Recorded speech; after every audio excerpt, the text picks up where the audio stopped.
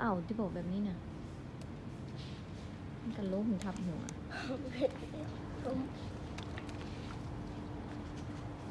ขนมเต็มโลเนาะอีกแพ็คนึงเอาแพ็คเดียวแพ็คนึง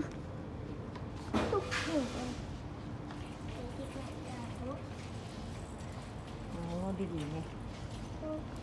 ไปเอาขนมละเมื่อตัวเอาเซใส่มันหันดิขนมอันตัวเซใส่นมอันนี้นะตัวไอเจมมากหันดิเลยโอ้ใส่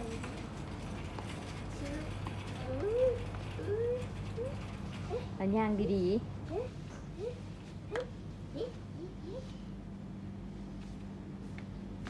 2 ขวดป่ะ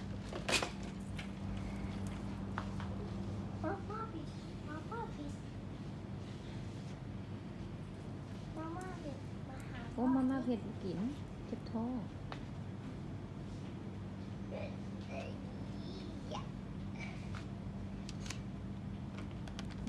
ว้าวเผ็ดเกินไปลูกนี่รถไทยป่ะรถไทยว่ะรถเพชรรถไทยจังไหนไทยหรือรถเพชรแท้รถเพชรพอแล้วคุณไปเรื่องธุรกิจไปเมื่อนะวันนี้เนาะ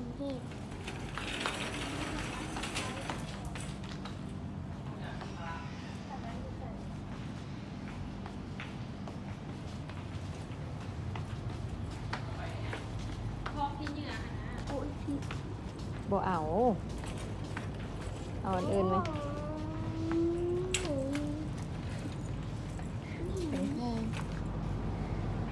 พูดนะอยากได้อย่างเก็บเอา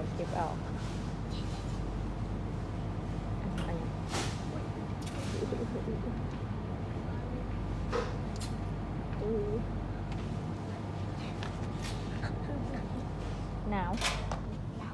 วนั่นหรอพี่หนาวเก็บของฝากเลย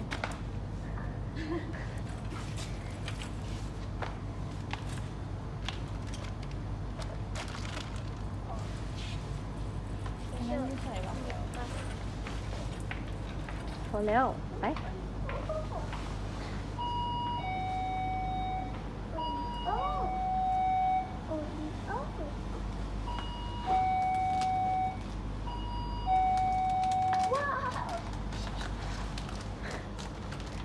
เต็มโลเลยเอาอย่างหันไม่อย่างเมื่อกี้เนี่ยใส่เบิ้งโอ้ว่ะหน้าใหญ่เนาะหยุดอันนี้อ้วนมันอ้วน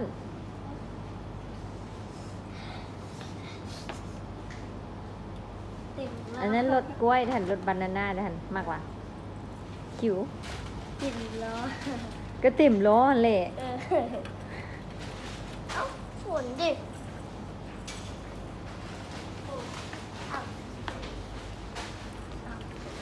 ยังเสียวอยู่วะนี่เอาอย่างอีกวันนี้เอาถุงน้อยไหมกินโมเบิร์ต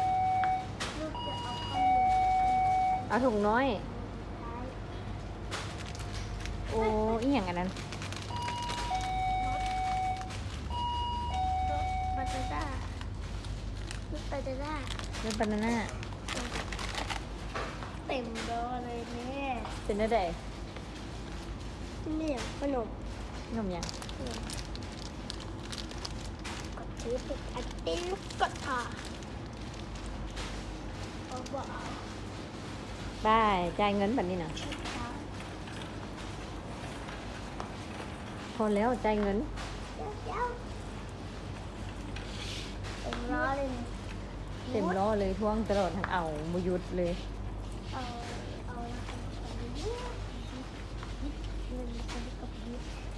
อะไรอย่างสลายเนี่ยเอาตัวเป็นหลอดเด้